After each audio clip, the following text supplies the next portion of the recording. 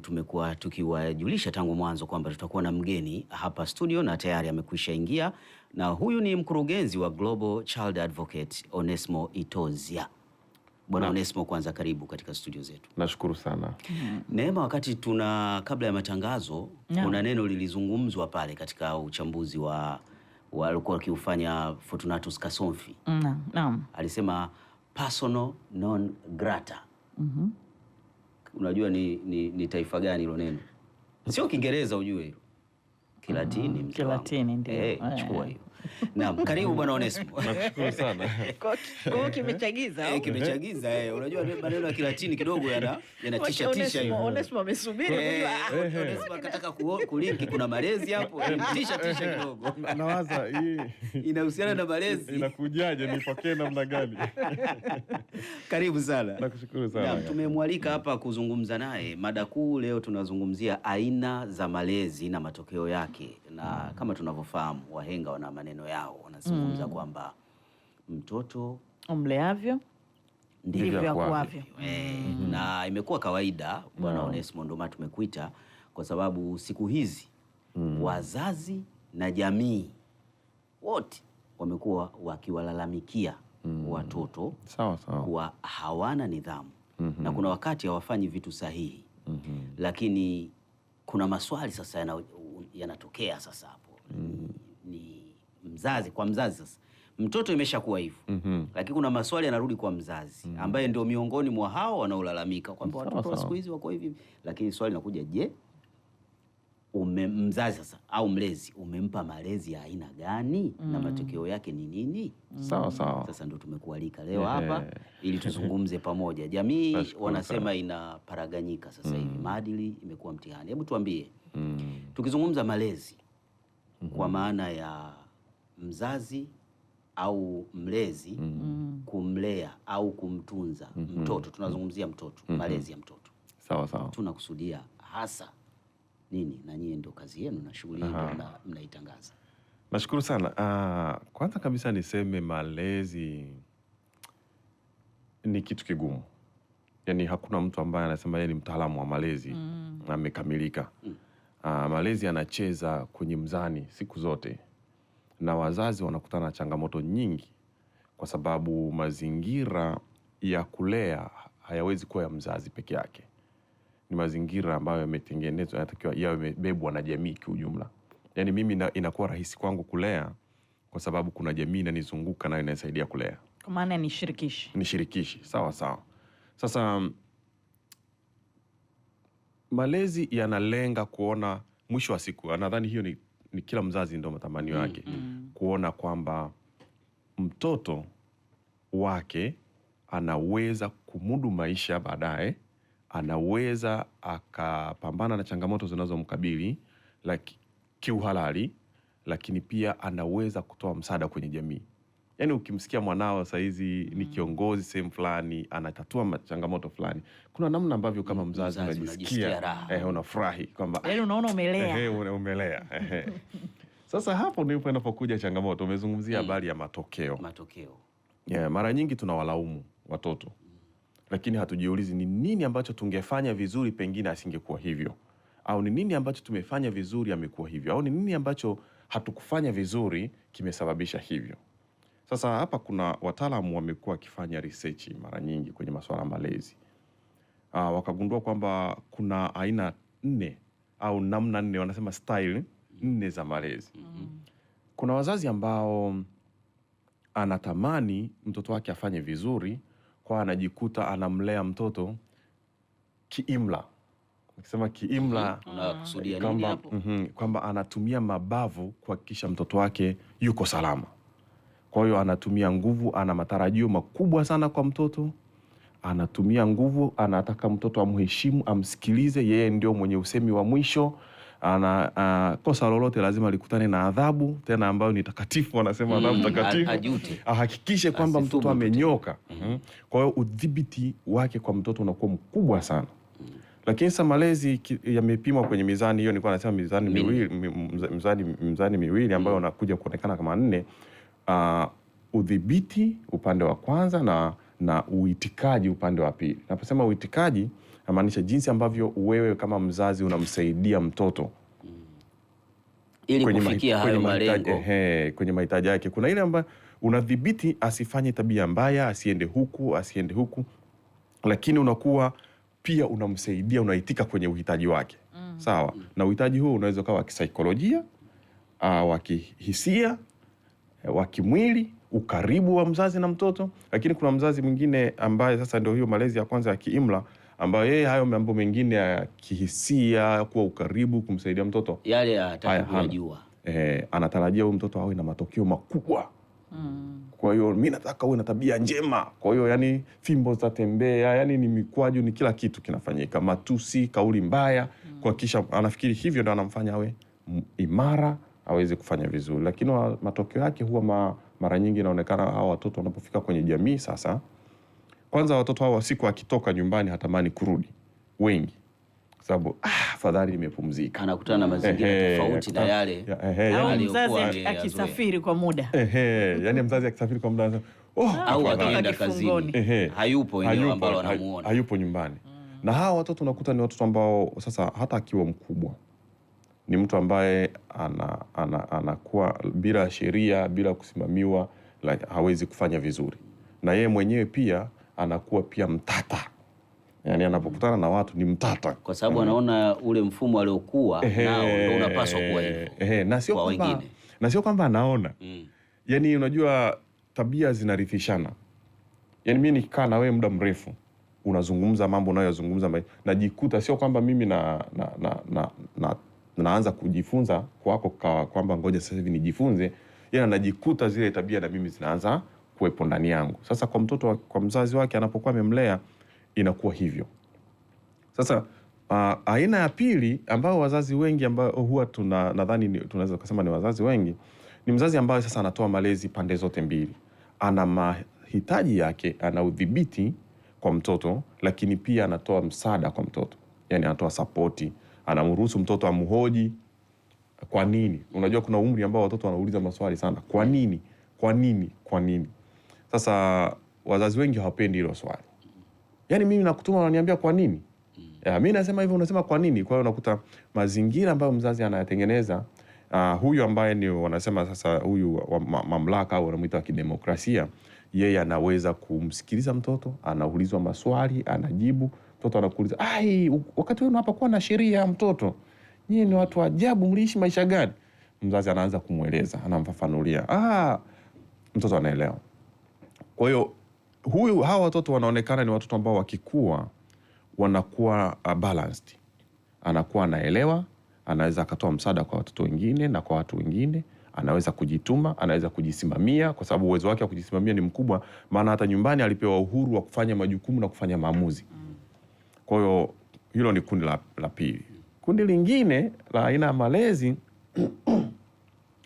ni malezi ambayo ya ruksa. Kila anachotaka. Kuna wazazi kila anachotaka anaruhusiwa.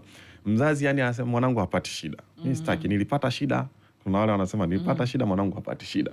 Kwa kila anachokitaka mtoto anakifanya. Mwisho inaonekana kama vile mtoto ndo anamuongoza mzazi kwenye maisha. Na mzazi anaogopa kumkera mtoto. Na mzazi hataki kabisa kumkera mtoto. Sasa anavyoendelea kufanya hivyo kila wakati, huyu mtoto anaanza kuwa ni mtoto, anapokuwa baadaye anakuwa ni mtu ambaye hajali mahitaji ya watu wengine. Anakuwa mbinafsi. Sawa, mbinafsi. Lakini pia hawezi kufanya maendeleo yake, yani yeye mwenyewe kujisimamia. Anakuwa hawezi pia kufuata sheria, kwa sababu sheria na mipaka sheria zinamfuata yeye. Sio yeye kufuata sheria. Kwa hiyo unakuta hata kazini, yani watu wote lazima msikilize yeye anavyoishi, yani kwa sababu yeye anataka, akitaka kitu fulani ni yeye anakitaka. Kuna mtu mwingine kiti chake ukalii. Na wengine hata mausi zao ugusi. Sasa matokeo yake ina maana kwenye jamii baadaye anakuwa mtu ambaye ana shida. Na hawa pia hatari yake ni kwamba anaweza akajikuta hana marafiki, anaweza akajikuta hawezi kusaidika na watu wengine, kwa sababu anakuwa anashindwa kukutana na jamii, kuishi kwenye jamii. Sasa kuna kundi la mwisho ni wazazi ambao wanasema wasiojihusisha. Yani hataki kuhusika na chochote kwenye malezi ya watoto, hahusiki. Anaweza akawa anatoa chakula, ndo wale sasa wengine pia tunakutwa na mazingira hayo kwa sababu ya kazi sasa. Yuko busy kuanzia asubuhi mpaka jioni, anatoka kazini anaenda nyumbani, anaenda kutoa, akifika yani yeye anahakikisha chakula kipo, lakini mtoto analia, si mtoto anahitaji msaada wake, anahitaji ukaribu. Unajua swala la malezi ni swala la mahusiano kati ya mzazi na mtoto, ambayo ndo lile la mwanzo kabisa. Ndio la mwanzo. Kwa hiyo kuna yule mwingine anatumia nguvu sana, lakini huyu mwingine huku yani hahusiki kabisa. Mtoto anashindwa kujua, yani mtoto anaanza kujiongoza. Kwa hawa ndo wale watoto ambao wengi unakuta kwenye mazingira ya kimaisha baadaye wanajikuta wanalazimika, yani ni rahisi kushawishika na watu, ni rahisi kujikuta yeye hana msimamo wake mwenyewe kwenda kokote anakoenda kwa sababu hana mtu anayemuongoza, lakini pia huwa hawana udhibiti, hawana nidhamu ya wao wenyewe, hawajui kujisimamia, hawajui chochote cha kufanya kwa sababu. Kwa hiyo kwa makundi hayo manne uliyoyachambua, na tukirudi kwenye hoja yenyewe ya mtoto umleavyo ndivyo kuavyo, lakini pia watoto wa sasa hivi tunalalamika, ndio hiyo kwamba tunalalamika tumeshaanguka. Maana umejikwaa, huangalii ulipojikwaa, unaangalia ulipoangukia. Sisi tunaona hapo. Sasa familia, mwanzo umezungumza malezi, si unaanza mzazi, alafu anatoka yule sasa anaingia kwenye jamii. Jamii inaweza kufanya kazi nini kwa watoto ambao tayari ameshatoka kwenye mikono ya mzazi? Kwa mfano kama yule chapa ambaye yeye anataka sheria zake, na mtoto ameishi kwa kufuata sheria za mzazi. Sasa haijalishi mzazi alichokuwa amekitaka kwa mtoto kama ni kizuri au kibaya, ndio hicho mtoto ataona ni sawa. Huyu mtoto akienda kwenye jamii atakumbana na changamoto zipi na anatokaje? Sawa. Na mimi nimepata msemo hapa, asiyefunzwa na mamaye funzwa na ulimwengu. Kwanza kabisa kinachohitaji sasa hapa ni ile wanasema maturity, uwezo wa wewe mwenyewe kukua na kujitambua. Kuna watu wengine anashindwa kabisa kuishi kwenye jamii, kweli kabisa. Kuna watu ambao hawezi kabisa kuishi, lakini kuna mwingine nafikia hatua anapambana, anaamua ngoja nijirekebishe. Kwa hiyo nadhani kwa sasa tukiongea na mtu mzima ambaye sasa amesha kuwa mtu mzima na anahisi kwamba yeye naye hizo changamoto wanazipitia, na wengine huwa ni wagumu tu, yani nafikia hatua hawezi kupata muda wa kujitathmini yeye mwenyewe na hakubaliani na yeye. Yani hakubaliani kujikosoa. Yani yeye mwenyewe kujikosoa hataki. Hawezi. Hata kama akiwa peke yake. Maana wakati mwingine unasema unaweza ukawa mbishi kwa watu. Yani hapa nikajitutumua, lakini nikikaa baadaye peke yangu nasema ila bwana Onesmo aliniambia kitu cha kweli. Ila sasa yule naye design alioniambilia pale ningemkubalia, angenifedhesha. Kwa hiyo anajitutumua. Sasa huyo ndio yuko kwenye jamii tayari. Sasa kuna watu ambao unakuta kabisa kweli wanashindwa, wanaishi maisha yao, unakuta kila mtu anamsakama yeye, anasumbuana naye yeye, na unakuta ndo maisha yake, mwisho wa siku mpaka siku anazeeka au anaondoka duniani, ndio hivyo. Lakini nadhani kuna haja ya kufikia hatua kama sasa, kwa sisi ambao tumeshakuwa watu wazima tunasikiliza, ni muhimu tukafikia tukajitafakari. Ni vizuri ukajifanyia tathmini wewe mwenyewe kwenye maisha kwamba hivi ninavyoenda ni sawa sawa na jamii inavyotaka kweli? Hivi kweli kama mimi kuna mtu hahudhurii misiba, haendi harusi, hashiriki chochote, hafanyi chochote, alafu unashauriwa, na vizuri ukajitafakari wewe, hivi kweli mimi nikipata shida inakuaje? Zamani walikuwa wanapiga watu faini, lakini sasa siku hizi unaweza ukajikuta bado unapata shida. Sasa kwa hilo kundi, niseme kwa na jamii ambayo tunakutana na watu wa aina hiyo, ni muhimu tukajua kwamba huyu naye ni changamoto, hakupenda kuwa hivi alivyo, ila kilichomfanya amekuwa hivi ni malezi aliyolelewa. Kwa hiyo mimi nimpokee. Binadamu wote sisi jinsi ulivyo, ukipokewa na mtu unamthamini, na huyu mtu anaweza kaongea na wewe ukamuelewa. Mara nyingi unasikia huyo fulani peke yake ndo anaweza kumsikiliza. Ni kwa sababu huyu mtu amejenga naye mahusiano ambayo yamemfanya anamwamini, na ukishamwamini mtu ukampenda, hupendi kumkosea.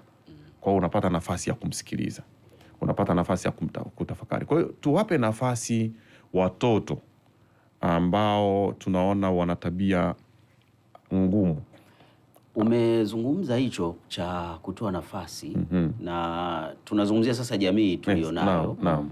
Kuna mifano ambayo ukiangalia ya malezi ya wakati huo na sasa hivi yanapishana sana. Sawa sawa. Tulikuwa tunazungumza asubuhi na mwenzangu kabla ya kipindi kuhusu watoto. Tunasema watoto wa sasa hivi na sisi tulivyolelewa kuna utofauti. Mmoja, watoto sasa hivi wamekutana na teknolojia moja kwa moja. Simu, iPad, kompyuta, hizo television.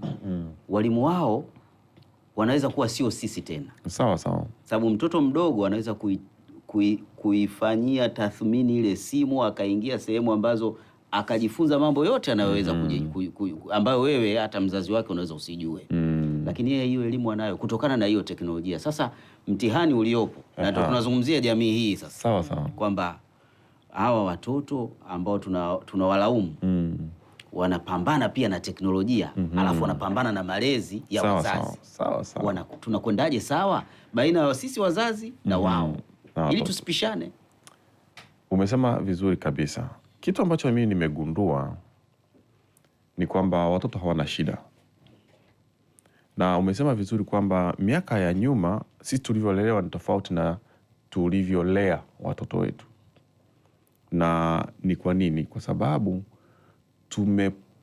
nitumie neno baya, sio kama ni baya, tumekuwa limbukeni sisi wa tamaduni za kisasa, za kizungu, wazazi wa tamaduni za kigeni ambazo wao wenyewe zimewashinda. Unanielewa? Ndio. Zimewashinda kabisa, watoto wao wenyewe wanawatesa, wanawasumbua. Sisi nao tulivyofika, na kwa sababu wazazi wetu wengi hawakuwa wasomi. Kwa hiyo sisi tulivyosoma tukapata hivi kuonekana kwenye jamii na nini, tukana na mambo ya kisasa. Na ndio sasa malezi ya ruksa yakaingia pale. Chochote mpe mtoto iPad, mpe mtoto mdogo wa miaka chini ya miwili, mtoto hata mwaka mmoja ndo anaanza kula, unampa katuni au anaangalia huku anakula bila kujua pia inamwathiri. Unaona? Kwa hiyo sasa hivi sayansi imeshathibitisha, wamefanya research, wataalamu wamegundua kwamba watoto, kizazi pekee hiki cha Gen Z wanasema ndicho kizazi pekee ambacho uwezo wake ni mdogo kuliko kizazi cha wazazi wake. Yaani vizazi vyote vilivyopita kuanzia ile wanasema baby boomers kuja mpaka huku, vizazi vyote vimeonekana kila kizazi kinazidi uwezo kizazi kilichopita. Lakini kizazi pekee ambacho kimeonekana kiko chini uwezo kwenye masuala wanasema IQ, kwa masuala yote ya uelewa na cognitive ni kizazi cha Gen Z. Kwa sababu inakuaje? Kwa sababu sisi tuna na wao wanaona kwamba wale waliopita wamechelewa, kwa sababu wao wanajua vingi na wanaweza kujifunza vingi kwa haraka. Wanajifunza vingi kwa haraka, lakini hawana uwezo wa kuvichakata. Na ni kwa sababu hii kompyuta anaangalia, inampa kila kitu, inammezesha. Kwa hiyo yeye anakuwa kama anakariri zaidi kuliko mazingira kabisa. Akikutana na mazingira ambayo ni nje ya laptop, nje ya kompyuta, hawezi. Na ndio maana maswali, ukimuuliza mtu swali anaingia ku Google kwanza. Sasa najiuliza, huyo ndo anakuwa kiongozi wetu baadaye, ambaye tuna matatizo ya maji ya kisima kwenye jamii, anaenda ku Google aweze kutafuta solution. ChatGPT ambayo inakupa kila majibu. Kwa hiyo yaliomezeshwa na wewe unamezeshwa. Unameza tu. Kuna wakati mnazungumza hayo, kuna mtu anauliza, anasema yeye anaitwa Chief kutoka Kimara Temboni hapa Dar es Salaam. Anasema tatizo la watoto kukosa nidhamu. Hiki kizazi cha kati ya mwaka 1985 na kuendelea kuja juu, wazazi wengi wameingia mfumo wa magharibi, ndio umeharibu nidhamu na mengine yote ambayo tulijengwa nayo tangu awali. Nashukuru sana, amesema kitu sahihi. Lakini pia niweze kusema ni zaidi ya hapo. Sio tu miaka ya 80 na kitu, kuanzia miaka ya 70, naweza nikasema kuanzia miaka ya 75. Wazazi wote kuanzia miaka 75 ukiangalia watoto wao ndo hao ambao ni Gen Z. Sawa. Ni hiyo kwamba ilitokea kwamba mwanzoni tuliona tamaduni za wazazi wetu hazikuwa zinafaa. Ndio. Kwa hiyo tukaja hapa sasa hivi tukaanza kulea watoto kisasa. Tujitofautishe nao. Sasa hapo tumezungumzia habari ya teknolojia. Lakini pia kuna swala la lishe. Swala la lishe, mara nyingi saa hizi tunakuta vyakula ambavyo tunawapa watoto wetu ni chocolate, makaroni, spaghetti, ile mboga ya maboga ya bibi yake kijijini kwanza haijui. Na ukimwambia majani ya boga ukaleta pale viazi vitamu, mtoto anakula mpaka nsansu. Hawajui. Sasa vile vina virutubisho vya asili. Hivi vyakula vingine havina virutubisho. Vingi havina. Na ubongo ili uweze kuchakata pia, pamoja na tunasema uchangamshi kwa maana ya kufanya vitu, lakini pia ubongo unahitaji lishe ili uweze kufanya kazi vizuri. Sasa unakuta kuna kundi kubwa la watoto, ni kweli wako vizuri kwenye teknolojia, lakini hawako vizuri kwenye wanasema masuala ya mahusiano ya kijamii. Kwa sababu ndio hiyo, mtu anaposema wana tabia ngumu, tabia mbaya, anazungumzia habari ya mahusiano ya kijamii. Hawawezi kuhusiana, hawawezi kudhibiti hisia zao, hawawezi kudhibiti mihemko, hawana mipaka. Kuna mfano nataka ni utoe ambao umekuwa ukizunguka katika malezi ya vizazi hivyo. Mathalan, kuna wale ambao wazazi ambao hao waliokulia mazingira yale. Uliwataja kundi la kwanza, wale wakali wale. Wagumu wale, hawataki kubadilika wale. Sasa wametoka kwenye kipindi kile, wamekutana na kipindi hiki sasa cha teknolojia. Wakati anakwenda shule alikuwa anatembea kilomita 20-25. Sasa hivi amekuwa na maisha mazuri, kiongozi, ana nafasi popote pale. Lakini anataka mwanae apitie maisha aliyopita yeye. Anasema mathalan, hii gari ni yangu. Sawa. Wewe panda basi. Daladala uende. Na mimi nilikuwa sipandi daladala. Kwa hiyo usitegemee kwamba utoke unatoka na mimi. Sawa. Nenda mwenyewe shule. Kuna ubaya kwa mzazi kutengeneza mazingira hayo. Sasa hao vijana sasa hivi wanaoita hao wazee wa koloni. Sawa, wa koloni. Wanawatawala bado. Ni vizuri kwanza mtoto afahamu kwamba gari la babake sio wake. Yaani lazima ajue kwamba yeye anakuwa pamoja na babake, atamsaidia, lakini ajue vya babake sio vyake. Asipojua hivyo, ndo wale ambao unakuta baadaye anakuuliza, hivi ukifa nitarithi nini? Unaona? Yaani hawazi yeye mwenyewe kupambana kutengeneza maisha, anawaza kurithi vilivyopo pale. Lakini pamoja na hiyo nasema usimnyanyase sasa, kwa sababu wewe ni ndo mzazi wake. Kuna mazingira kubalansi ni muhimu. Kwamba ajue kwamba atapanda basi. Kuna mzazi mmoja alikuwa anatembea na mwandaye, anampeleka shule kwa gari. Afaka mwambia, unaona hao wanafunzi wanaotembea unajua wanaenda umbali kiasi gani? Akamwambia hapana. Akamwambia shule iko sehemu fulani. Akamwambia shule za serikali. Anasema unafikiri hao wana tofauti gani na wewe? Mtoto anasema sijui. Akamwambia yani ndio ujue kwamba hao ni binadamu kama wewe, na wanasoma kwenye shule tofauti na wewe, kwa sababu hawakufanikiwa kupata mzazi ambaye ana uwezo kama mimi. Lakini hamna tofauti yoyote. Ya maana kesho na kesho kutwa mimi sipo, unaweza ukaishi maisha hayo. Kwa hiyo fikiria kutumia hii fursa vizuri, kwa sababu pengine wao wangeweza kufanya vizuri zaidi. Anamuandaa manake. Anamuandaa mtoto wake. Kwa hiyo ni vizuri. Ni vizuri. Anatumia cha mzee, lakini anajua si chake. Anajua si chake. Kesho na kesho kutwa kinaweza kikawa maisha yakabadilika. Haswa. Wakati mnayajadili hayo, bado yako maoni ya watu. Ana msikilizaji wetu mmoja anasema, naomba mtaalam Bwana Itozia atufafanulie. Sasa kama ni malezi yanatofautiana, lakini je, wazazi wa kileo, yani wazazi wa kisasa, wafanye nini ili kuwajenga watoto wao kuwa na maadili yaliyo mema? Sasa ndo katika kuhitimisha. Nashukuru sana.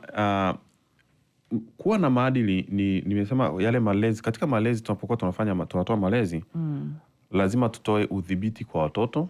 Yani tuhakikishe tunawadhibiti, lakini pia tuhakikishe tunawapa support, ili mtoto aweze kujitambua na aweze pia kushiriki, kuwajibika yeye mwenyewe. matarajio ya jamii ni makubwa sana, hasa kwa kizazi hiki tunachoenda, kwa sababu sisi tunaondoka kwa nakuja hawa kizazi kingine. Kwa hiyo sisi tunaamini kwamba hawa ndio wanaweza kubeba jahazi kuendelea. Sasa ili mtoto awe na tabia njema, naweza nikazungumzia masuala, acha kumfanyia mtoto ukatili. Toa msaada kwa mtoto inavyopaswa. Acha kumruhusu mtoto kufanya kila anachokitaka. Dhibiti tabia za mtoto. Sio atakacho. Sio atakacho. Lakini pia hakikisha unampa mtoto lishe nzuri. Hakikisha unamsaidia mtoto wako kujisomea vitabu. Hakikisha unapunguza matumizi ya mitandao ya kijamii na simu kwa kadiri uwezavyo. Lakini pia hakikisha kuwa unamuonesha mtoto uhalisia wa maisha. Changamoto ulizozipitia ni vizuri ukashare pia na mwanao. Mwambie tu, mimi nimekosea 1, 2, 3, nisingetamani na wewe upite huko. Nimestruggle hapa na hapa, nisingetamani na wewe upite huko. Kwa hiyo mtoto kadri anavyokuwa anaendelea kujitambua. Lakini mpe nafasi mtoto ya kuuliza maswali na yajibu hayo maswali. Naam. Sawa, muda wetu nao ndio umekwisha kabisa, na messages ziko nyingi, yani ujumbe ni wa kutosha, mada imegusa mahala pake. Na wazazi na walezi wamekuwa na maoni tofauti. Mimi niseme tunakushukuru kwanza kwa kuja hapa UFM. Tumezungumza kwa kina kuhusiana na mada hii, ni pana, inahitaji ufafanuzi wa kutosha. Tosha sana. Tuahidi wakati mwingine tutakualika tena tuyazungumze masuala ya malezi ya watoto na namna iliyo njema ya kuwajenga watoto wa Kitanzania. Nakushukuru sana Bwana Onesmo. Asante sana dada. Msikilizaji, tulikuwa tukizungumza na Onesmo Itozia, mkurugenzi wa Global Child Advocate. Ni taasisi hii wakijihusisha na masuala mbalimbali yanayowahusu watoto, na leo tulikuwa tukiangalia aina za malezi na matokeo yake, kama wahenga walivyosema tangu awali kwamba mtoto mleavyo ndivyo akuavyo. Ameeleza kwa kina kuhusiana na yale ambayo unapaswa kuenenda kama mzazi, kama mlezi. Natumai umepata yale ambayo yamezungumzwa na utachukua moja au mawili yaweze kukusaidia katika malezi ya familia yako na watoto wako.